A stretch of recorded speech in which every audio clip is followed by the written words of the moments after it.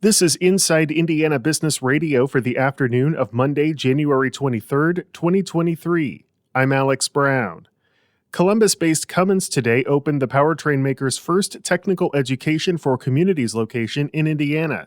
VP of Community Relations and Corporate Responsibility Mary Chandler said the global program targets technical skills gaps through local vocational educational training. We were seeing high unemployment rate for young people, and at the same time, employers had open positions for good paying jobs that required technical skill sets. Cummins established the program at Arsenal Technical High School in Indianapolis. The program will focus on providing training for future diesel engine service technicians. Ivy Tech Community College today announced Amanda Harson as the next chancellor of its campus in Madison. Harson, who previously served as Vice Chancellor of Academic Affairs, has held the role on an interim basis since August. One of the first White Castles to be built in the greater Chicago area is set to be demolished. Our partners at the Times of Northwest Indiana report the 88-year-old restaurant in downtown Whiting is being torn down in favor of an updated, modern version of the fast food outlet. From the number one source for Indiana business news, this is Inside Indiana Business Radio.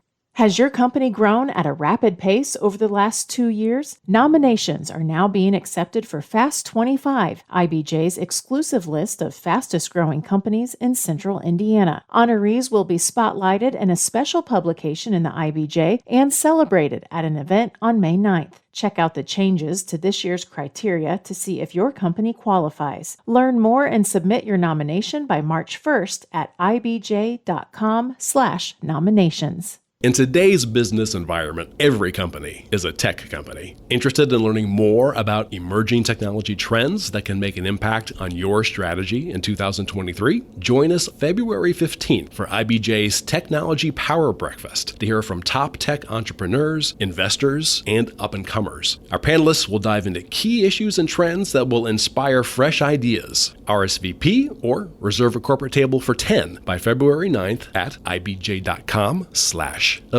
A new private equity fund at the IU Kelley School of Business could go a long way in helping the college's real estate students get real-world investment experience. Here's Gary Dick. The $4.2 million fund, called Sample Gates Management, has more than 36 individual investors, including Kelley School alumni and real estate and financial firms, all of whom students pitched during events last year in Indianapolis and Chicago. It is the largest raise for an undergraduate student-managed private equity real estate fund in the U.S., that according to university officials. All of the money in the fund came from investments rather than donations, meaning those involved expect a return on their contributions. The students will look for opportunities to invest from $300,000 to $500,000 at a time, typically as a small portion of a larger investment pool. It will focus on multifamily properties with the potential for rent growth. All prospective investments will be vetted by a committee consisting of alumni and fund investors. While most of the investments are likely to be on a smaller scale, Doug McCoy, who oversees the school's real estate department, says involvement in larger projects could be on the table, including for some properties in downtown Indianapolis. This is Gary Dick for Inside Indiana Business Radio. Exhibit Columbus will next month showcase design concepts for its 2022-23 exhibition.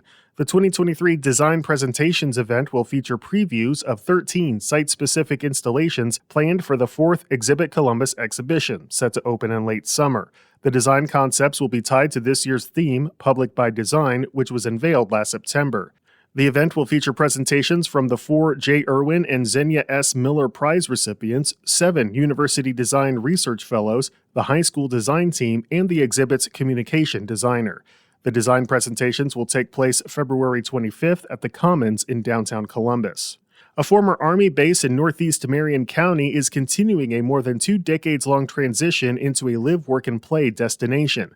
Fort Benjamin Harrison closed as a military installation in 1996, but in just the last 5 years, there has been more than $200 million in investment in housing, retail, and a burgeoning cultural campus. Lawrence Mayor Steve Collier talked about the transformation in an interview on Inside Indiana Business Television. We've begun to realize this is going to become the new downtown of the city of Lawrence, and so we've worked very hard to make that happen.